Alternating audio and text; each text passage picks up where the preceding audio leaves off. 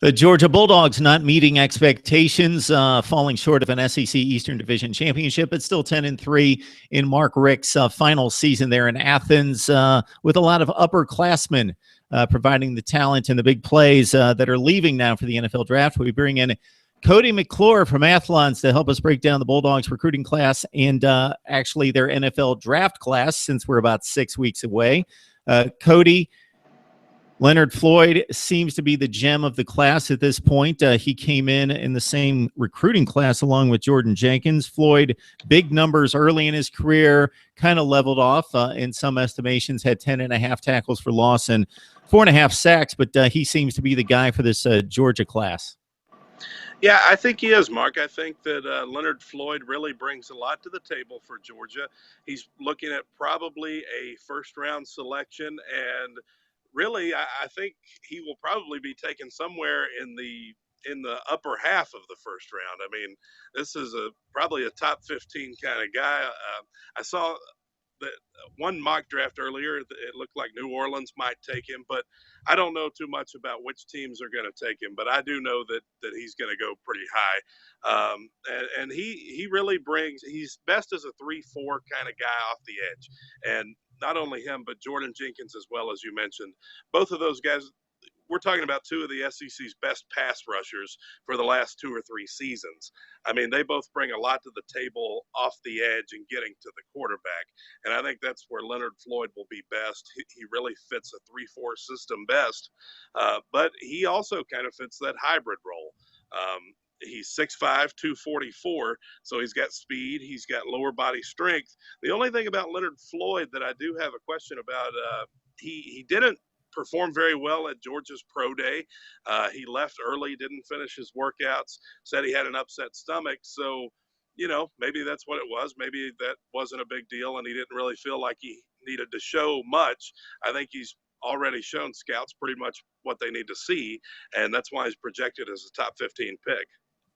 Leonard Floyd is a guy that a couple of seasons ago had some ridiculous statistic about how many passes he altered, either batted or altered with pressure on the quarterback. He far and away led the SEC in quarterback hurries and pressures by like a 2-1 margin over the second place guy. Extremely talented guy, as you mentioned. That translates into production on the field, but also the measurables that the NFL scouts like to see portrayed at the combine. So you put those two things together, you got a top 15 or 20 pick. Jordan Jenkins, you mentioned him. Production similar to what Floyd had, at least in 2015, 59 tackles total, 10.5 tackles for loss, and 4 sacks. The other guys, you've got an offensive tackle in John Theus, who started a ton of games pretty much from the day he walked on campus. I had a long and lengthy career there at Georgia as a standout offensive tackle, one of the career leaders there in Athens in terms of games started. Keith Marshall, Cody, if you want to address him as well, a guy that just jumped off the combine map with his 40 time at 4.31, a guy that unfortunately plagued by injuries after that standout year that he had with Todd Gurley in 2012. Yeah, Keith Marshall came into Georgia. Actually, he was a higher rated prospect than Gurley was. I think he's one of these guys that it seems like he was there forever. I think most people remember it was way back in 2012. We were talking about Gershel. I can remember watching those guys run all over Tennessee and Athens, and that was back in the Derek Dooley days. So it seems like that was a lifetime ago. But as you said, over his career at Georgia, lots of injuries. He struggled to really put a full season together, and that hurt him a lot. But then, as you saw at the combine, he just jumped off the page at everybody, ran a 4.31 40. And not only that, but he also had the most bench press reps for a running back with 25. And I mean, his measurables at the combine were just insane. And I think that improved his draft stock a lot. He looked really good at pro day for the most part. He sat out on the 40 because, I mean, what more could he do than damage that time? But from what I've seen, he's looking at possibly a round 3, round 4 type selection. And scouts are most impressed with his upside. They think he's got a lot of potential, and I think you can see why.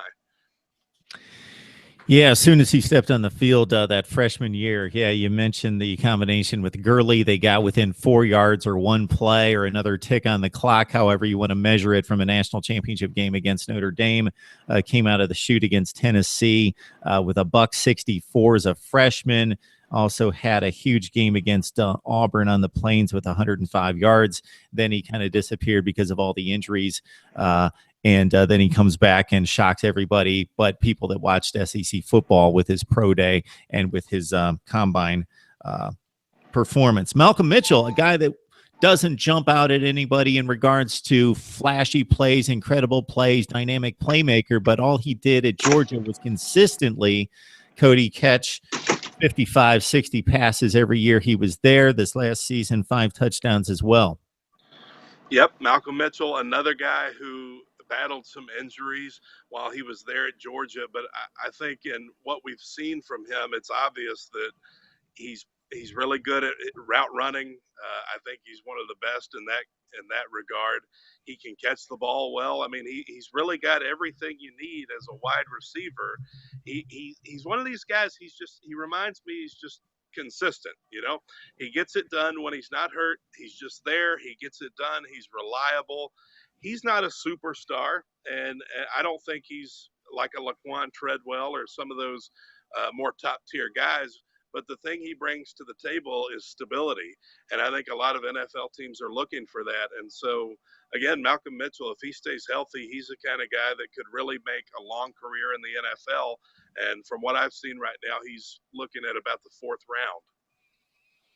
All right, Cody McClure helping us break down the Georgia Bulldogs NFL draft prospects. So with the NFL draft just about 6 weeks away, Cody joins us from Athlon Sports. Cody, thanks so much for the time. We appreciate it. Thanks a lot, Mark. Anytime.